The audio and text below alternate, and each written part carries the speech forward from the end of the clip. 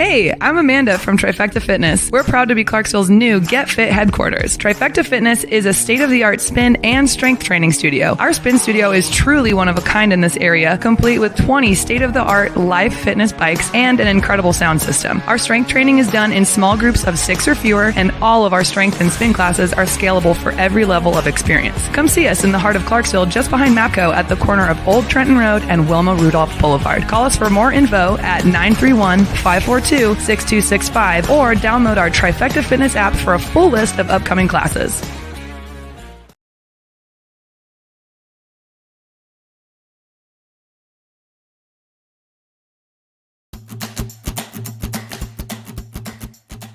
This message is from the U.S. Department of Veterans Affairs. Did you serve in the military? If so, you can obtain a free lifetime pass to more than 2,000 federal recreation sites. These sites are located across more than 400 million acres of public lands, including national parks, wildlife refuges, and forests.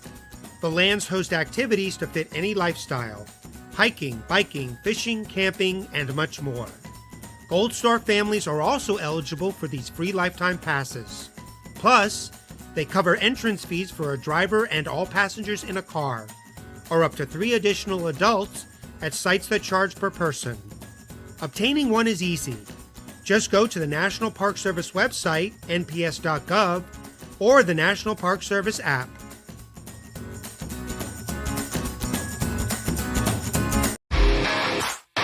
All right. Welcome back. Misfit Nation. Misfit Nation. The Misfit Nation Show. We are a show founded by a veteran and hosted by 2 veterans and a military spouse. Our mission is to get people to tell their stories to the world. If you're an author, share your tips with the Misfit Nation. If you're a musician or an actor, our audience needs to know how they too can get into the business. Coaches, we love our coaches. Come on and share your tips with the Misfit Nation to help them become better versions of themselves. If you are a corporate leader or an entrepreneur, come on and show how you did it and how hard you have fought for success. If you are a veteran, first responder, or Gold Star family, we would love to have you come on and share your story with the Misfit Nation. We always have time for you. If you're feeling down, alone, or starting to see the darkness, stop. Think about those who are around you. You are not alone. You will be missed. If you feel like your problems will be a burden to those in your inner circle or feel embarrassed, dial 988. If you are a veteran, take option 1. We need you to keep pushing forward. Don't make a permanent solution to a temporary problem. If you are a new listener, welcome to the Misfit Nation Show. Be sure to subscribe to our show on your favorite podcast app. Also on our YouTube channel at @the_Misfit Nation. Subscribe and click the bell to keep you up to date on our latest episodes and all of our news. You can also find us on Heroes Media Group and About Face Radio. Now, let's get to the show!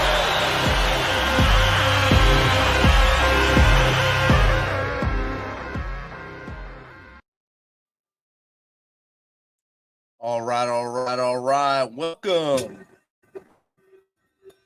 to our Thursday after dinner show. RA in here tonight due to the AT&T debacle today. He's a victim of the DDoS, and he will not be with us this evening. He is here in spirit, so I will take control of his Thursday night show. He'll be back next Thursday and leading us to victory next Thursday. Again, we are in Indiana for at least this show. Hopefully, this is our last show in Indiana, and we'll be home for our Sunday show. But tonight, we have a good one. He's coming to us live from Orange County, California. He's a motivational speaker. He's an inspiring figure in the realms of addiction recovery, fitness, and mindset.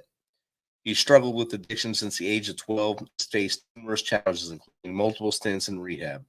But today he's here with us to share his story and share some of his tips and tricks that have got him out of the black hole, I guess, the abyss, and to where he is now. So without further ado, let's welcome P. Wilson to the show. Welcome, P. Wilson. Hey, thanks for having me, man. I appreciate it. Really do. I like the intro too of all the commercials and all the things you guys are doing. That's great. Awesome. Thanks, brother. I just gave basically a 2-sentence interview, introduction about you. There's a lot more to you than those two sentences. Let the audience know a little more about you, as far back you want to go to how we got to where we are today. Okay, so basically growing up, I had a young mom, young parents really. And my mom had me when she was like 20, my dad was like 23, and my mom was already a victim of domestic violence by the time I was 9 months. And my dad ended up leaving, and I was stuck with my mom and my uncle. And so our house was kind of like the party house because he was like 18, 19 years old. He was only a couple years younger than my mom. So my mom worked a lot. She dealt cards at the casino. My mom was like a really like good looking, like, person, good looking female. So she was always like invited to do all kinds of stuff. She always had like crazy boyfriends and just started real young, man, real traumatic stuff. Like I said, it was already drinking. My house was a party house. So like I'd get up before everybody else, and I was already drinking like the halfies when I was like 4 years old. Like not every day, but but I had already got hammered, and I remember, and it was like one of the best times I ever had drunk, because 90% of the time of my drinking was pretty bad. So it's just like one of those times that I always remembered. I was like jumping off the dresser, jumping off the bed. I'm doing like having fun, and everything's like a great time, right? And then, you get caught, and then you just, catch a whooping, right? But up until that point, it was great. And, so it started real young, man. My uncle, he was a real crazy dude. And, he tried committing suicide like 3 or 4 times, like real, like back to back. And like, he was just a real wild guy. And, came to find out later on that he actually wanted to kill me at a young age. So it was like this thing that like, I came out of the womb with the umbilical cord wrapped around my neck, and then my uncle wanted to kill me. And then I was already doing drugs and drinking by the age of 12, every day. Not so much alcohol, because it was a little bit harder to get your hands on alcohol, but I was smoking weed every day. And then, that's pretty much how it went. I was already in rehab at 15. I went to Alcoholics Anonymous at 18, back to rehab at 26, and I didn't get sober this time. I've been sober for over like close to like 5.5 years. So it was like 34. So there's a big discrepancy in time of like, a lot of pain I went through with drugs and alcohol for sure. Definitely. Wow. I mean, that's a long road there, and not a road many people admit to growing up in and coming out of, like you have now with the 5 years of sobriety. Uh, you've also been able to turn that around and be able to teach others how to maybe make their lives better. So that's pretty awesome. Yeah. That's the best part about it, man. To tell you the truth, like, is just using my story to maybe give somebody else hope, because I was super resilient. I didn't give up, and that's the best thing about my story is like there was times I could have just gave up. Like anybody in their right mind would have just gave up. It was like, why does this guy keep getting in the ring with Mike Tyson? It's like, you know what I mean? It was like both ways. It was like both ways. Though. It was like he kept getting in the ring with Mike Tyson as far as drinking, but he kept getting in the ring with Mike Tyson as far as quitting too. So it was like both sides, So it was like the resiliency in is definitely where the hope comes in, is because it doesn't really matter how far gone you are or how old you are. You can always turn the page the next day. Like, you can. It's just all about what you gear your mind up to do. It's all on what you want and how much you're willing to endure and how much work you're willing to put in and how much pain you're willing to go through, what your threshold for pain is, and like a lot of people's are really low, so Right. And that's just the So truth. was there a person that was a catalyst to you finding sobriety, or was it just you looking in the mirror and say, "Damn, bro, I got to get out of this"?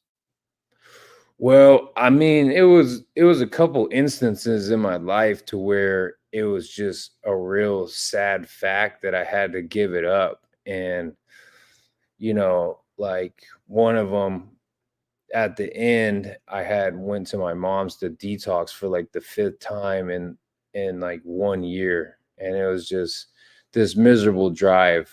It was a 16-hour drive, and I would drive it in one night, just to Wow. get there.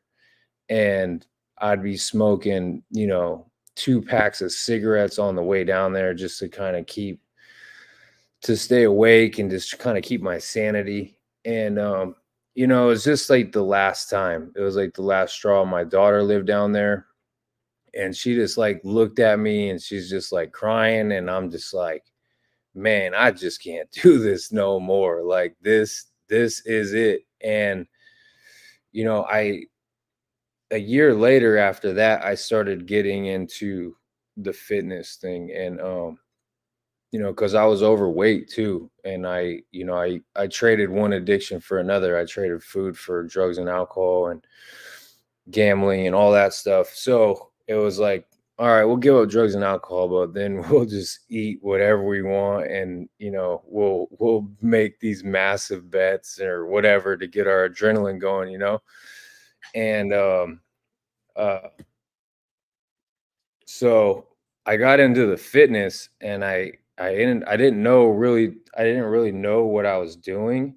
So I ended up just doing a bunch of cardio, and I ended up losing like close to 80 pounds. And Wow. I lift like lightweight, but I didn't really know how to put on muscle. And it wasn't until I hired a mentor, which I encourage big time. And I hired a guy named Wes Watson. And it was like the best thing I've ever done. It's been like the most invaluable thing that I've done because, it made me invest in myself. It made me dig deep. It made me figure out things about myself that I really didn't like. And I just started one by one. I just started changing it. And I still struggle every day. It's every day is uphill, but for the most part, I've got rid of like all the major vices in my life, but I still struggle with I still struggle with different stuff. I struggle with getting up on time all the time. Like 4 o'clock's like when I wake up, and sometimes I'll wake up at 5:30, sometimes I'll wake up at 6:30, But it's just like more smaller stuff. But the thing with that stuff is though, is like that stuff will start to add up, and it will eventually you'll start going downhill on other stuff though. It'll start destroying your confidence, because the whole thing about the fitness and the mindset and all that stuff is just to build your confidence to a point to where it's like impeccable. It's like impenetrable by somebody else, and what they think of you. Because at the end of the day, all that really doesn't matter. Exactly. And do you think having Wes in your corner, that having basically an accountability partner, not just a mentor, he's an accountability partner now, that pushed you to higher levels, or do you think that just having him there was that catalyst to help you push yourself forward? I think Wes is really good because he gives you a lot in his content. And then he is definitely obtainable. Everything costs money, but he is obtainable. He is personable. I just went with him in Miami to one of his masterminds, and he is who he is on his content, and that was a great feeling. And so it definitely pushes you to once you invest in yourself, it definitely holds you accountable. It's not really so much about them, because it starts to hold you accountable. You start holding you accountable. That's what ends up happening. And that's what you want. You don't want to be relying on someone else to get you where you want to go. You only know where you need to go. So you need to fix you. And they're giving you the tools to do that. And that's what you want. You don't want to just be like, oh, he's my accountability buddy, like, no, I'm my accountability buddy, like me and God, like that's where you want to get, is like, it's me and God, and we're going to figure it out, but I have these tools now. I have these ways to exercise, and I have these ways to eat, and I have all these things that can help sharpen my mindset to where, I do have that confidence, and I do, and that once you have the confidence, it starts to bleed out into other parts of your life. And then belief starts to happen. And you're like, whoa, wow, this vision I've had for so long, it can come true. It can happen because I've put so much work in it, and I believe, and that's where you want to get. Definitely. And you said earlier about the 16-hour ride to get to mom's house and where your daughter is. Do you have a better relationship with your daughter now, and your mom, of course, since you started the new path this last 5 years? My relationship with my daughter's a lot better. My relationship with my mom's always been a little tumultuous, and the thing is my mom's always struggled with certain things, and it's hard. My mom wants a do-over in her 60s, and it's like, you just don't get a do-over. You just got to do better right now. There is no do-over. And Right. And when you want do-overs, there's a lot of resentment built into do-overs. And then, and it comes down to that you don't like yourself all that much. And this is just not a really good spot to be. And yeah, I mean, there's a lot of stuff that happened between my mom and my daughter that's pretty rough. So but yeah, me and my daughter's relationship is a lot better than it's always been all right, but I've always been a good provider. It was just like the emotional side that was really tough for me. It was like, yeah, I can provide this life, but oh, you need like emotional, you need time and emotion. Oh, I can't provide that for you, and that, and that's something I still struggle with to today, but I'm a lot better than I was, 6 years ago, 5.5, 6 years ago, so. Definitely. I bet she appreciates that too. And I'm sure she looks at you through a lens of, I knew my dad X amount of years ago, and I know him now. And he's a much better human now than he was back then. And I can really appreciate the fact that I can say he's my dad. Yeah, for sure, man. It's I only had one kid, so to have the relationship that I do have with her is a good thing. It's a great thing. And yeah, I mean, kids are tough. Kids are Yeah. tough, but when you add in, the drugs and alcohol and stuff like that, and you start putting your kids second and third and fourth, and then you have to deal with the regret. I mean, you're going to regret some stuff that you did, and it's just inevitable. It's not, you're going to regret some stuff you did, and that's something that you have to live with, and that's something that you have to deal with daily. But those are things that you need to work through, because they're going to make you stronger. Definitely. And what doesn't kill you makes you stronger. And you've gone through roller coaster. You've been on that ride, and you've gone through the depths of I guess addiction and all the things that you went through as a youth, when you were a child or youth. And then you've grown and learned and learned and learned. And now you have that mindset where I have to keep moving forward. I have to have this positive mindset. I have to have this motivation to make me better, to make others better. And that's where you need to be. Yeah, I mean, you have to, that's the thing, is you have to stay resilient, because I mean, I'm not a doctor or anything like that. I'm not going to sit here and say that, alcoholism and that stuff's a disease. And I'm not going to say that it's not either, because I'm not a doctor. But I do believe that it is a bunch of bad choices compounded in my experience, 22 years. So if you compound 22 years of bad choices, you're going to be addicted to something, Yeah. and if you never get to the root problem of what you were doing drugs and alcohol for in the first place, you're going to be in a bad spot. So you have to get to the bottom, however that looks like. Therapy, recovery, but someone's got to help you get through a process of getting to the root of the problem. And once you get through to the root, then you can start, the addiction part will start to relieve itself a little bit, a lot.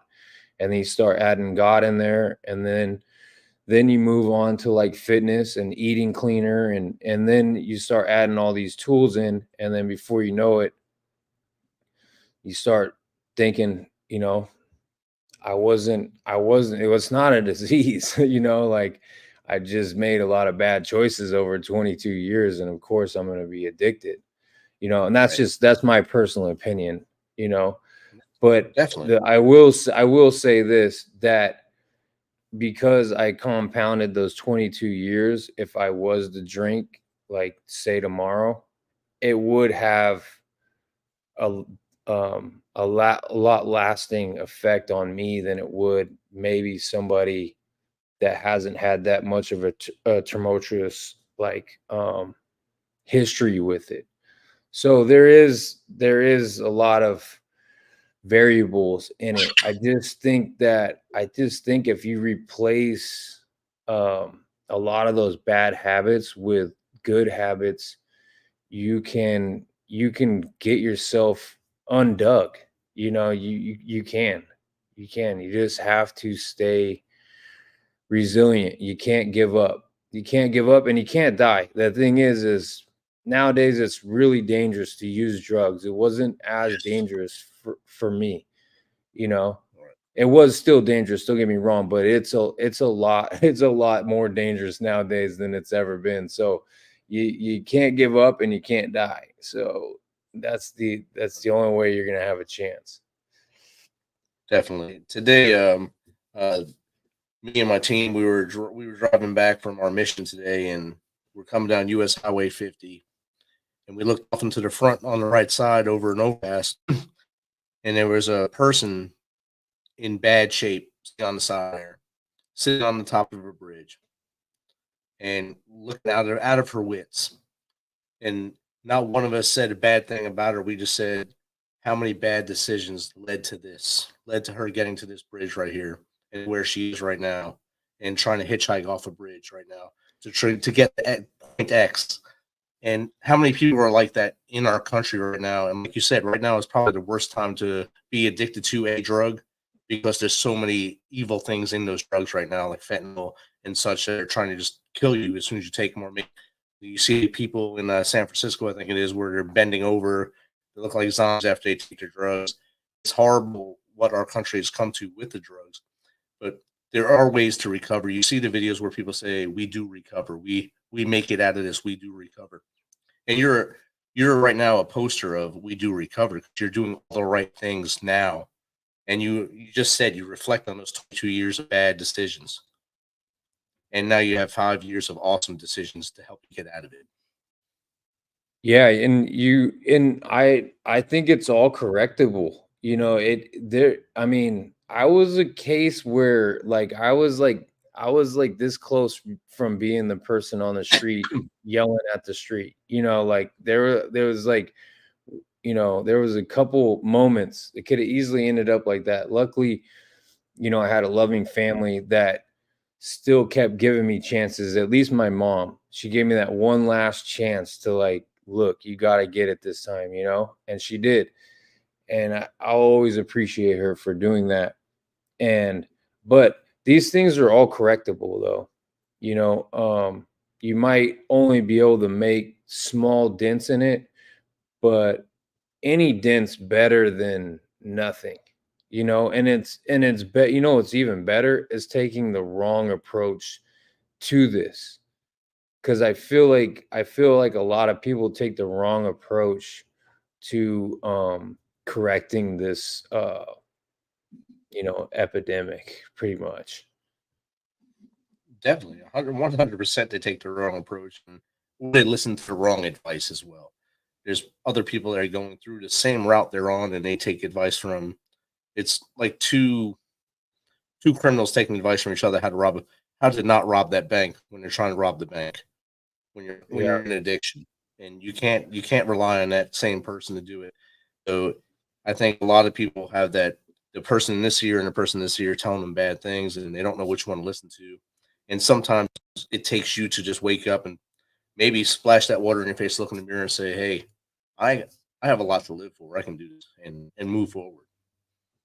Well, I think that, I mean, not to say anything bad about politicians or anything like that, but really feel that, like, to help people in those situations, it's got to be someone that's actually been in that situation. You get what I'm saying? Like, Oh yeah, it has to be someone that's been homeless. It's like someone that's like really like been messed up, dude, and just really been broke, and just it can't be some guy that's just like on Capitol Hill, like, yeah, like give me this money and we're gonna fix I'll this. help It's you gonna be out. awesome, and like, yeah, we're gonna do it. We're gonna do it this time. We're gonna make it happen, and look, I mean, I live right next to LA. Not to say our homeless situation is nowhere near LA's, but ours isn't a pretty sight either. But it's nothing like LA, and it's just, I really feel like for those type of situations to get corrected, it has to come from people that have actually really been homeless and really went through um, stuff like that. I mean, it really has to. It has to be from like the inside out. It has to be like an inside out job. Like, can't just be one thing. You have to like completely make over people's lives. Definitely, and I like that you said that there's always that talking head, the politician or the news person saying we need to stop this, we need to stop this, but they don't do anything really about it. The politician is trying to get the votes. The news person is trying to get the viewers. It's the person on the ground that's going through it, like yourself, that needs someone that also went through it to come out and say, "Hey, look, get off your ass, come with me. I'll help you out. This is what it worked for me. Maybe it'll work for you, or maybe it'll help you in the right path to where you need to go." And that's where we're losing a lot of people by listening to the talking heads and not listening to ground truth. Yeah, it's that's a in the trenches thing. Like, you have to be in the trenches. Like, I mean, some of those people are so far gone, but they're not I don't think they're so far gone that it's not correctable. But I mean, I know a guy, he lived on he was actually the limo driver in Die Hard Oh my God. with Bruce Willis. The And first one. Yeah. yeah, he was the limo driver, and he lived on Skid Row for, I think, like 6 or 7 years. And I mean, this Oh, guy was wow. gone. You would say he was gone. I mean, he was doing all kinds of craziness. I don't really want to put his story out there like that, but he was doing all kinds of craziness, and he made it back. He made it back, and like a lot of Wow. people. So you can't say that the worst case scenario is not recoverable, because it is, because this guy, he had no chance. He was on Skid Row for over 5 years. I Wow. mean, think about that. Like, I'm talking about Skid Row in LA.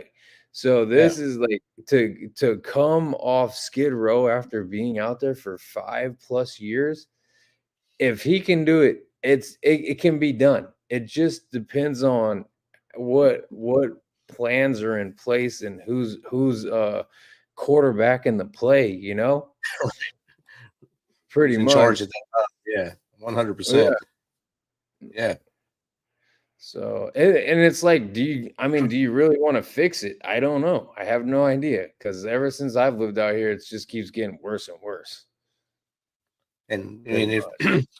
if the pictures paint the story of what's actually happening, it's horrible out there. I haven't been in California since 2018, I think it was.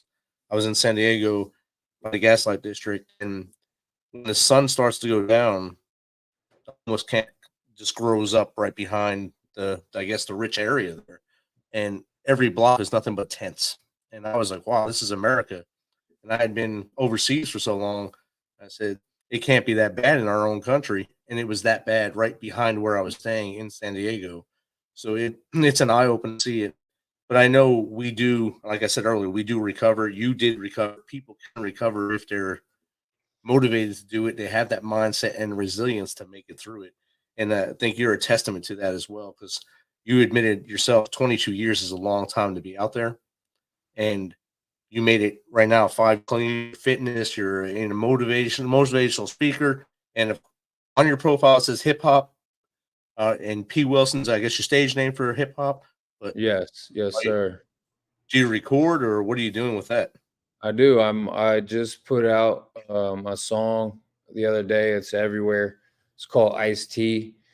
And I have features with Nocturnal, Cocaine, and Crooked Eye. Hip hop saved my life just as much as fitness did. So, and I have some other viewpoints on some different issues in the world, but I'll leave that for another day. But definitely hip hop has been a huge influence on me since I was like super young. I pretty much started listening to it at like 4 years old. And it kept me it kept me out of a lot of bad situations, to tell you the truth. Right. It really did. Kept me out of a lot of racist predicaments. My grandfather wasn't, he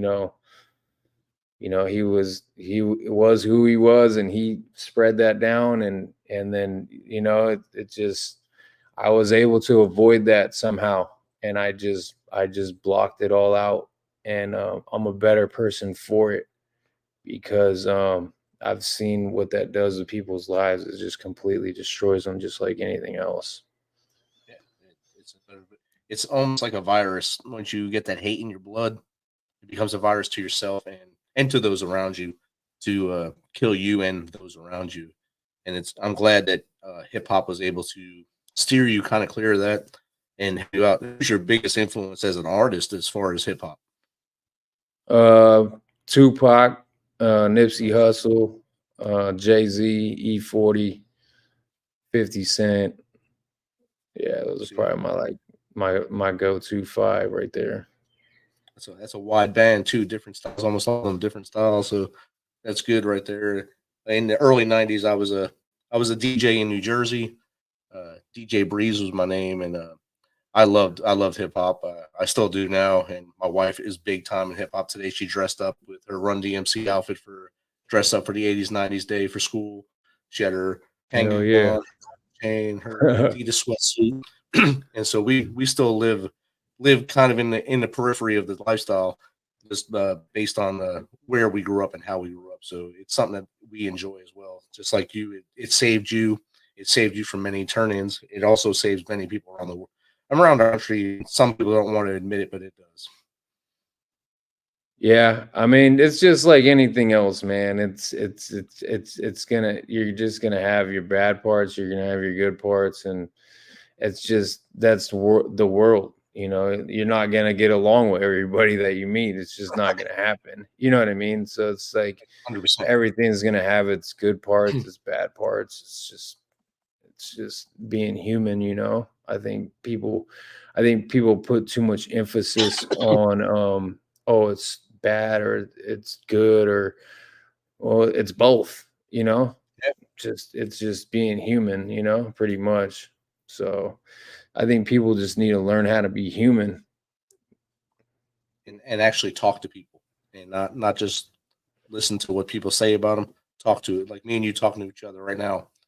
If we didn't have this, we would never see each other, but at least we're able to talk to each other now. We're looking at each other, talking to each other. Most people right now, they can't look up from their phone to 3 inches up to see someone walking in front of them. They'll walk right into them and just create more problems. If we can get that 3 inches out and just look and talk to people, I think we can solve a lot of problems. I think it just takes a lot of people that have been through whatever the issue is. Whatever Right. the issue is, they're considered an expert. You know what I'm saying? Yes. So, like, if you want to fix something, you have to fix it with somebody that knows what they're dealing with, you know? That's what Yes. that's what I think personally. It's not really anything other than that, really. Like a basketball player can't teach someone how to play football.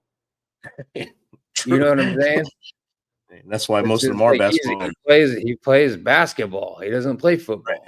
You know, it's like, how are you gonna teach someone not to be homeless when you've never been homeless? Like, Right. but if you've been homeless, you'd be like, oh man, I've been there. This is what you're gonna do. You're gonna quarterback this. You're gonna go over here. You're gonna go over there.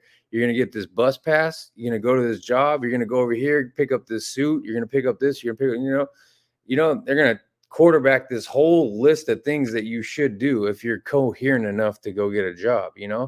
All right, we're gonna give Right. you a motel. You're gonna go over here. You're gonna get a motel voucher so you can take a shower, clean up. Then you're gonna do this. Go over here, hit these 5 job sites, take the bus back over here, stay the night here, and then try and do it again in the morning, or whatever. You know what I'm saying? So it takes somebody that has actually done the structure it takes to get out of the street. You know? Yes. I don't know if you've seen the questions popped up on screen there. Jake asked 2 questions. How is California compared to what we hear and see on the news currently? And have you ever run into a guy named Tom McDonald? Tom McDonald, no. But I live in Orange County, so Orange County is different. Every place is different. Like LA is different, Orange County is different, San Diego is different, the Inland Empire is different, the Bay Area is a lot different. So Orange County, it's just Orange County to me. It's always kind of just been a lot similar, but we have similar problems to LA, but we don't have similar problems, if that makes any sense. And we're right on top of each other, but it's like 2 completely different worlds, really. Once there's like a line, and once you go over it, you're in LA. And then once you go over it the other way, you're in Orange County. So, And even in LA is so big. There's so many different parts of LA. You can cross from one neighborhood to another, one sub to another, and you're in totally different issues in each area. So it's hard to actually explain if how they compare to each other, I guess. yeah, I mean, yeah, LA's LA. It's Yeah. massive. It's a massive Monster. city.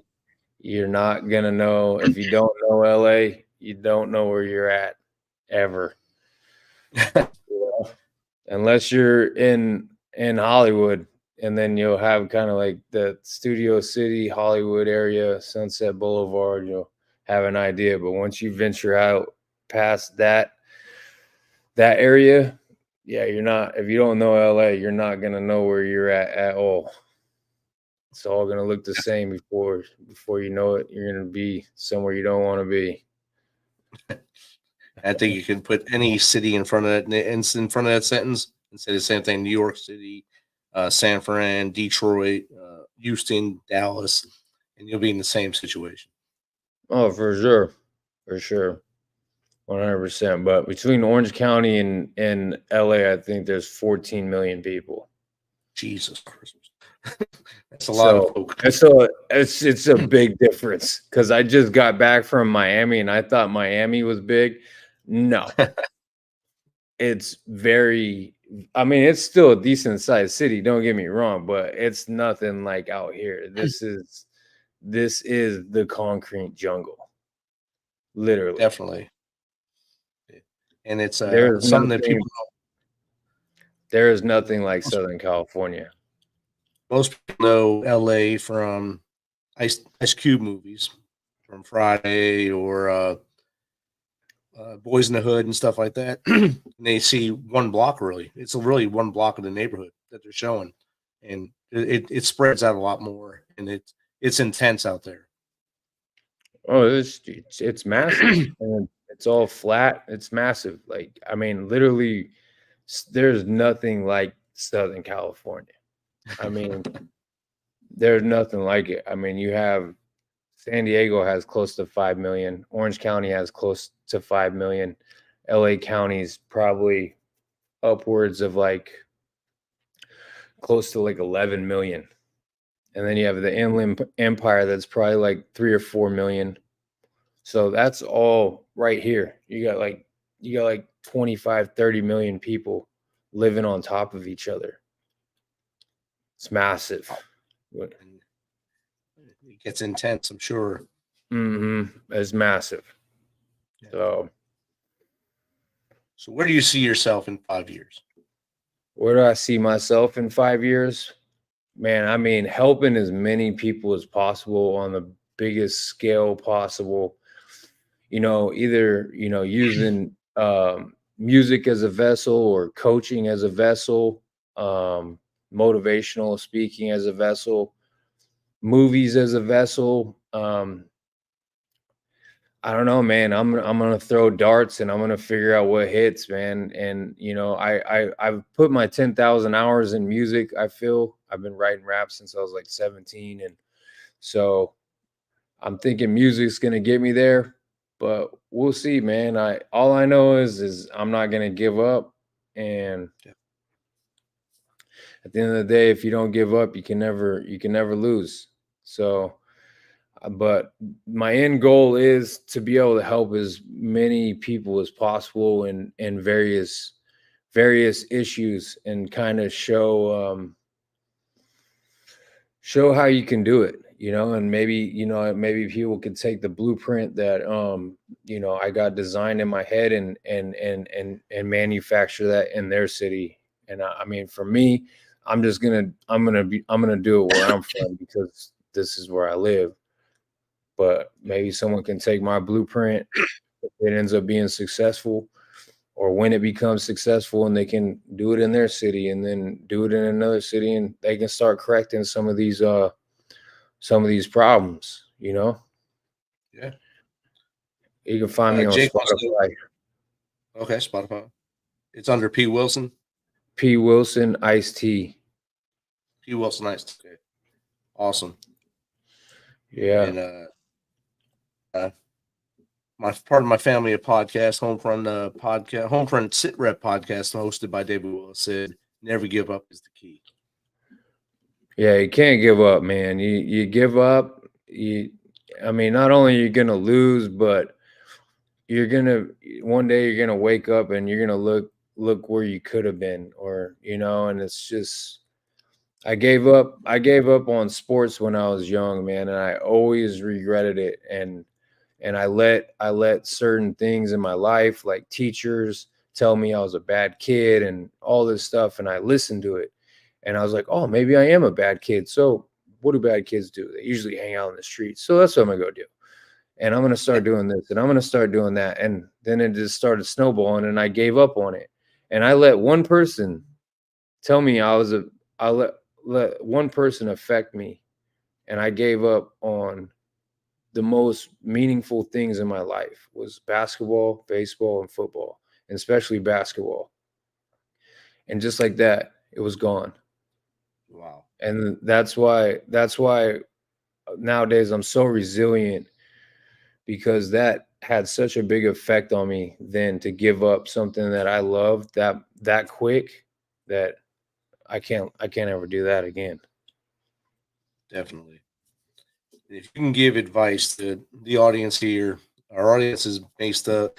It's a wide variety of people in our audience. We have a lot of veteran first responders, a lot of guys and gals that just get after it every day. 3 dudes in Nepal, actually 5 guys in Nepal at the base of Mount Everest that listen to our show. What advice would you give them to keep on keeping on?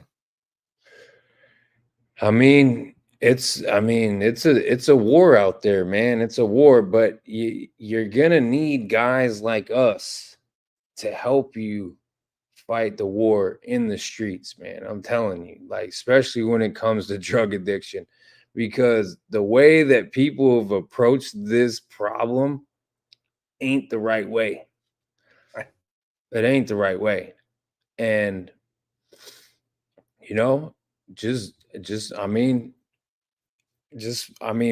for me, it's just being the best human possible, you know, whatever that looks like to you.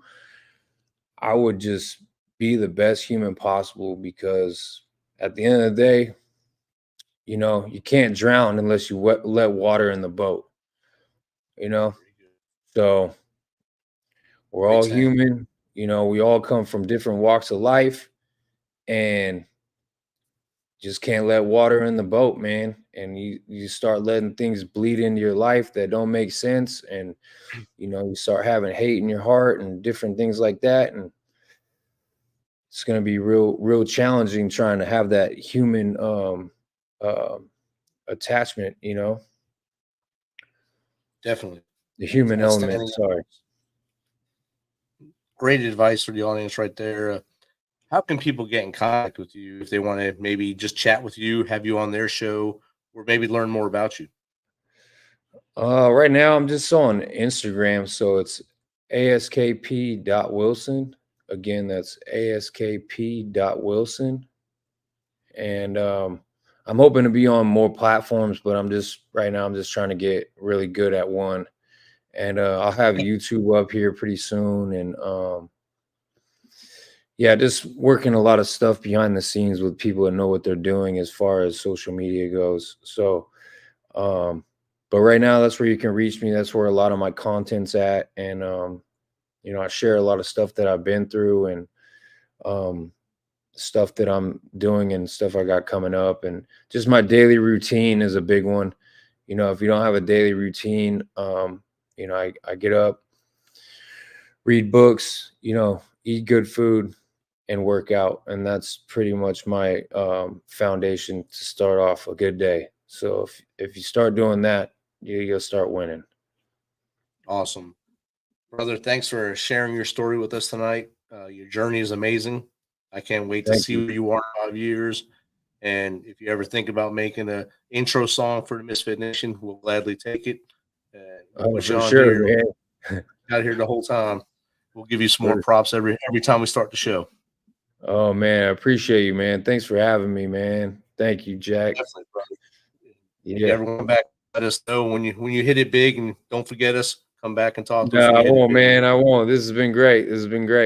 I'm just gonna keep grinding. Awesome, you guys keep grinding too. All right. Yeah. You have a good night, brother. All right, man. Bye.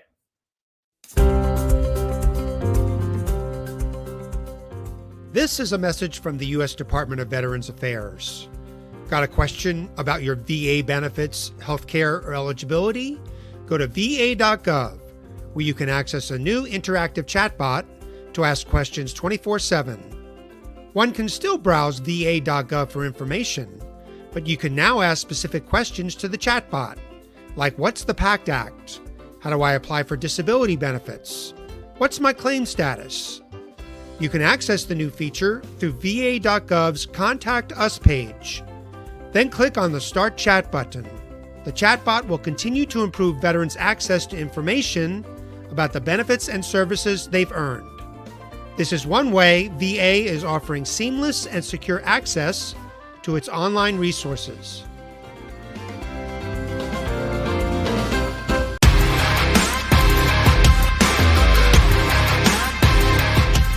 Thanks for checking us out and being a part of the Misfit Nation Show. Don't forget to visit our website at themisfitnation.com. That's themisfitnation.com. Check out all our past episodes and get some of the great Misfit Nation gear for you and your family. As always, be humble, stay hungry, and keep hustling because we are Misfit Nation. Misfit Nation.